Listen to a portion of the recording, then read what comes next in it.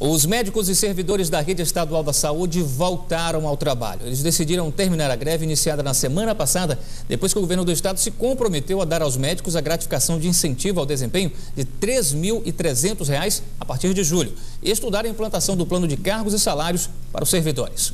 E a gente continua aqui na área da saúde falando de um problema que costuma tirar o sono aí de muito pai, de muita mãe, que é a amidalite, aquela inflamação nas amígdalas, né? A minha filha tinha crise quando era pequena todo mês, então eu sei bem o que é isso. E a gente então convidou o médico Edson Bastos, que é professor da disciplina otorrinolaringologia, o nome é complicado, a beça da Universidade Federal da Bahia. Boa tarde, tudo bem? Boa tarde, doutor. Mas antes vamos ver uma reportagem sobre pessoas que sofrem com esse problema. Isso. E depois a gente tira as dúvidas. Vamos acompanhar aqui, doutor. Nas farmácias, as pastilhas para dor de garganta estão entre os produtos mais procurados. Dora sempre recorre a uma dessas pastilhas. O problema de garganta é antigo e até tratamento ela já procurou. Procurei um otorrino, ele fez tratamento, passou vários remédios que não tinha condições, a possibilidade de fazer a cirurgia e sempre tem esse problema. Já com Vânia, o problema tem nome, amidalite, inflamação de garganta que não é tão simples assim. Muita dor assim nas laterais, assim, muita dor e tinha dificuldade de engolir. Aí eu fui e também estava com febre, comecei a sentir febre e aí o médico detectou que era amidalite. Aí eu fui tratada com antibiótico. Fernanda conhece bem sobre a amidalite. A empresária teve várias crises na infância. Aos 4 anos de idade, fez a cirurgia para retirar as amígdalas. Dor na garganta, né? Febre, infecção, tudo assim, mal-estar, sempre, constantemente. Na época foi uma opção da sua mãe fazer a cirurgia? Da minha mãe fazer a cirurgia.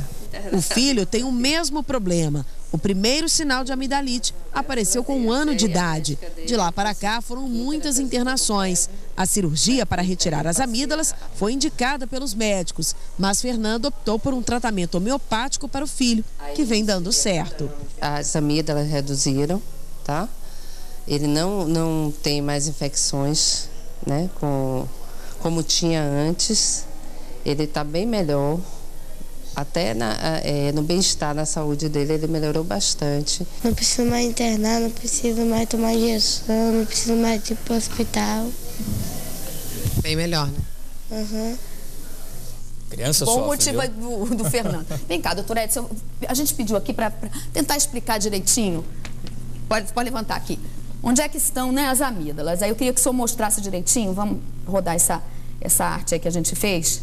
Tá bem aqui, não é isso, doutor Edson? As amígdalas, elas se encontram na orofaringe, né? Então, tá. Posterior e lateral à língua. Então, aqui estão as amígdalas palatinas. Aqui, quando elas estão inflamadas, ficam... Elas aumentam de tamanho, fica demasiada e, consequentemente, causa dor para a deglutição. E na região mais superior aqui fica a adenoide, que é um tecido semelhante da amígdala que fica atrás do nariz. E que, quando está aumentada, também causa obstrução nasal.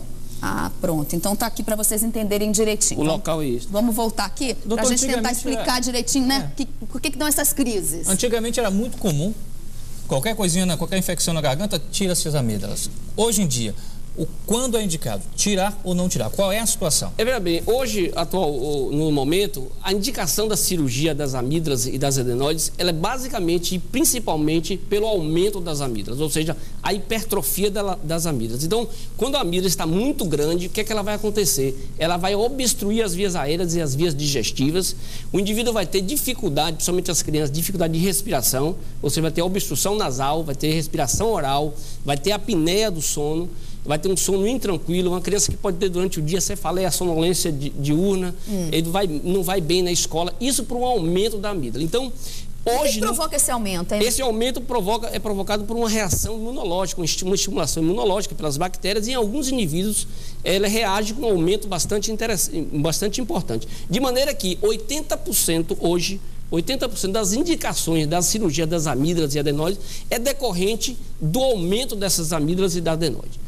Agora, o que acontece? O que é que baixou o número de indicação cirúrgica? Baixou para aqueles casos de infecção de repetição. Por quê? Porque na infecção de repetição, 3 fatores hoje facilitam o tratamento. Primeiro, o advento de antibióticos eficientes, eficazes, sem efeitos colaterais.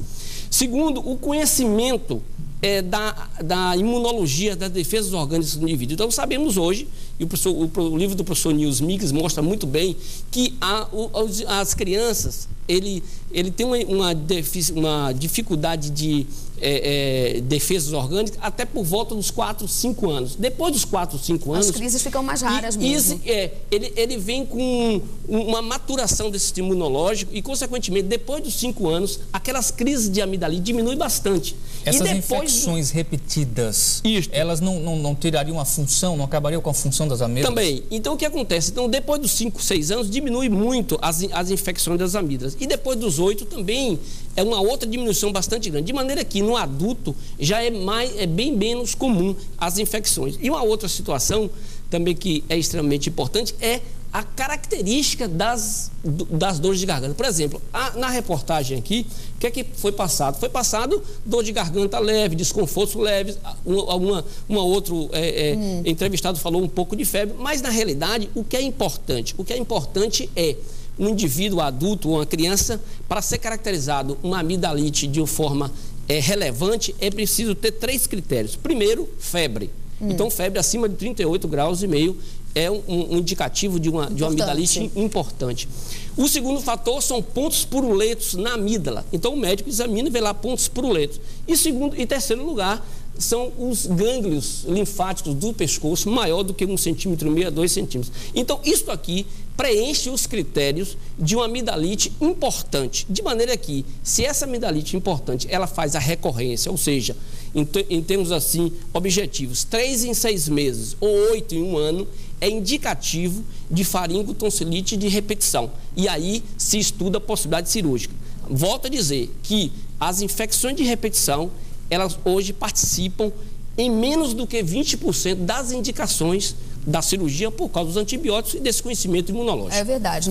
Antigamente não se tinha tanto recurso, né? Mesmo as pessoas operaram. Hoje a gente tem muito mais medicamentos. De maneira então que hoje continua com as indicações cirúrgicas, principalmente quando as amígdalas são muito grandes. E aí dá obstrução nasal, dá apneia do sono, de maneira que prejudica bastante o indivíduo, seja adulto ou criança. Doutor Edson, muito obrigada pelo seu esclarecimento aqui no Bahia Meio Dia. Uma ótima tarde. Sol, calor e nada de chuva. Assim vai ser o tempo hoje à tarde em quase todo o estado. Essas são imagens ao vivo da Baía do Pontal, em Ilhéus, no sul do estado, onde pode chover hoje à tarde. A temperatura na cidade varia entre 22 e 30 graus. Veja agora a previsão e a seguir você acompanha as notícias de sua região. O sol aparece forte em todas as áreas do estado hoje à tarde, somente no litoral, no Recôncavo e na região de Paulo Afonso, o tempo fica abafado e por causa da concentração de nuvens carregadas, chove a qualquer hora. Em Juazeiro, no norte da Bahia, mínima de 21 graus. Em Vitória da Conquista, no sudoeste, máximo de 25. Em Salvador, a tarde vai ser de sol entre nuvens, mas é pequena possibilidade de chuva. Se ocorrer, vai ser de forma rápida. A temperatura na capital varia entre 23 e 30 graus.